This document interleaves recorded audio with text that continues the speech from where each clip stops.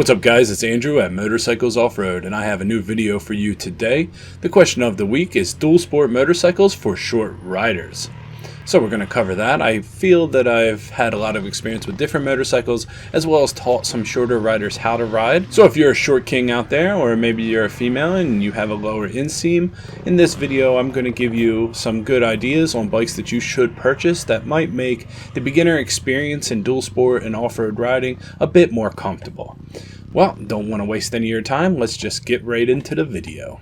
In my humble opinion, if you're new, short, or a combination of both, you can't go wrong with the XT225 or XT250 platform. The Yamaha XT250 has a seat height of 32.7 inches or 830 millimeters. This is a fantastic motorcycle and we have a full video review of this motorcycle on the channel. My daughter, who is 5'5" or 165 centimeters, handled this bike with ease through a 5-day sandy moto camping trip. Now the XT225 is the older version and the 250 was released in 2008 and newer. So depending on how far back you go, you have a few options. Once again, this is all covered in a review: fuel injection versus carburetor, 5-speed versus 6-speed transmission, which headlight you like, everything is covered there. Now admittedly, the only complaint I could say about the XT250 is for the price tag. If you paid a little bit more money, you could get a bike with a bit more amenities, but then again, these bikes have been around for so long that if you buy one used, here in America at the $3,000 price tag, you cannot go wrong, and this bike is dead reliable. Okay, next up, this is a weird one. Also from Yamaha, the TW200. Okay, let me just say this now, that most of the bikes on this list I have video reviews on the channel, and the TW200 is no exception. This bike comes in at the lowest seat height at 31.1 inches or 790 millimeters. And this is a fun, ultra reliable motorcycle. The things to consider here is your riding group, or really what you're going to use the bike for. I would say it has its limitations, being 16 horsepower and a 5-speed transmission, but the bike definitely makes up for it in style. If you're just cruising around back roads, maybe a farm, maybe some trails near your house, this is a good bike. You won't find many other bikes out there like this bike, and it's easy to learn on and easy to ride. And I don't have the numbers right in front of me, but I do remember the MSRP in the United States is under $5,000 for this motorcycle. Moving right along to the next bike, I would suggest the DR200. This is coming in at a 33.3 inch seat height or 845 millimeters. It's got a little more power, a little more pop than the TW200, but it's got far less aftermarket presence. But once again, if you're looking for a bike for hunting, riding around trails around your house, or just commuting to the store, learning how to ride, both of these motorcycles are great. But if you really like modding your bike, customizing it, then the TW200 pulls a little bit ahead over the DR200. Okay, before we get into the next section of bikes, I just want to explain tank width and how this actually makes a difference. When it comes to bikes for short riders, it's not completely about the seat height. For example, I had the Tenere 700, and this motorcycle has a 35-inch seat height, but it has a large tank. 4.5 gallons. Now when you put your legs around it and you try to reach to the ground, because the tank is so wide, it feels taller than the DRZ 400, which has a 37-inch seat height. Now when you look at the slimness of most dual sports, you can see a curved seat, which allows you to pinch your legs and get your foot closer to the ground. It's just something I want you to consider when you're looking for a motorcycle out there and you see the raw seat height numbers. But next, let's go over to KLX300 and the CRF300L. Both of these bikes I lumped together. Both of these bikes are fantastic. It's kind of hit or miss which one's better than the other, but they sit at a 35-inch seat height or 890 millimeters. I know a lot of shorter riders find these motorcycles comfortable. The one caveat I will say is the 300L does come with a softer suspension, which is actually kind of more approachable for a shorter rider at first, but when you upgrade it, like for example my 300L Rally, it had closer to a DRZ seat height than the actual 300L seat height because of the upgraded suspension. So that's just something that you should keep in mind. But I think if you're 5'8" or taller, you'll be absolutely fine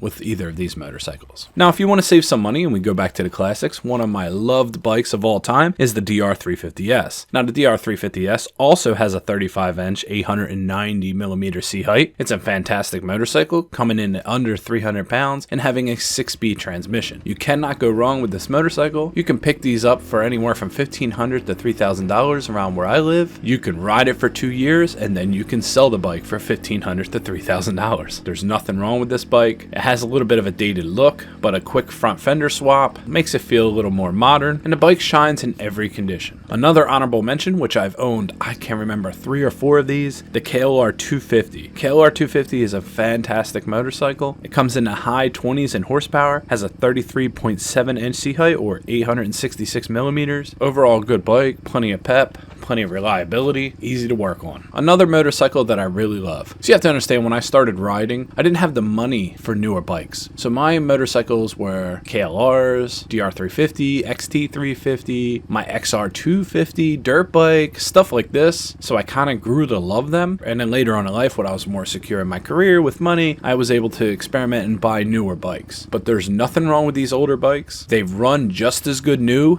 today as they did then. Okay, so now let's talk about some lowering options. Well, the easiest option of all is just to shave your seat. Okay, you can easily use a pair of pliers, pull all the staples out of your seat cover, shave your seat a little bit, specifically around the groin area, so it's easier for you to touch the ground. Maybe leave some on the back who can sit back and cruise on the road and still have some cushion. But lowering the seat definitely will help you. If you could shave an inch off or 2.6 centimeters, then it makes quite a bit of difference. Now, the next option is Seat Concepts. I like Seat Concepts a lot because they make a lower, more comfortable seat that actually will have almost like these wings in it that your legs can attach to when you do stuff like pull up through sand or hop over logs or start to do wheelies, that sort of thing. It feels really good. And you can get the foam without the seat pan for very cheap, a couple $100, and put it on yourself. And believe me, it's very easy. You just use an industrial staple gun, or for seat covers, I've even used these type of screws that have a real wide head and are self-tapping. If you don't have a good staple gun, you can use a bunch of these screws, pull it tight, watch some YouTube videos on what parts to secure first. It's usually the top and the bottom, and you can pull the wings of it in and keep everything nice and taut so you get a nice smooth look. But I put mine on myself on the existing seat pan on my 300L Rally, and it worked out perfectly, and I think anybody can do this, and it's maybe an hour project. So Seat Concepts, check them out. They're great. So overall, I'd have to say Seat Concepts are pretty great. Now next we can talk about lowering links, and this is something I attached to my Tenere 700. I lowered it 1.5 inches with the lowering links, and then I dropped the front forks. Now the problem with lowering links and the forks, because you kind of want to even the bike back out, you don't want to have the rear so much lower than the front, but it can change the geometry of the bike, so keep that in mind. Maybe the bike won't perform the same way it does. Of course, you're losing ground clearance when you're coming over, hopping over logs and rocks and stuff like that, but also it might not perform as well when it comes to maneuvering and all these things. Now the alternative is to take it and get it professionally lowered, and that is the best option, right? So if you take it to a suspension shop in particular that works on bikes, and yeah, your dealer or some other places could do this, but I mean specifically a suspension shop, they will respring it, lower it, customize everything for you. It will be pricey, but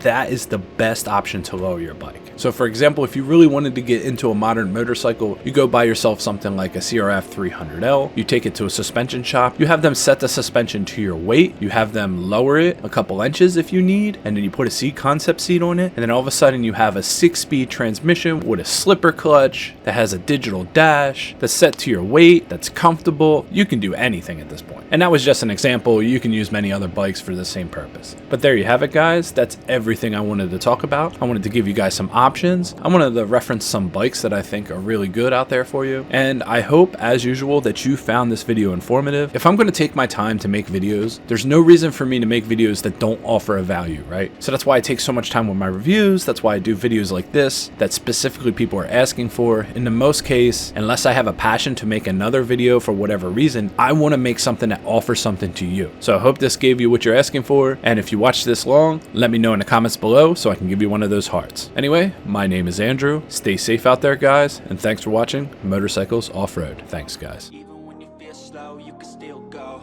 Even when there's no hope, you can still go. I never answer to no, man, I still go. Go, go.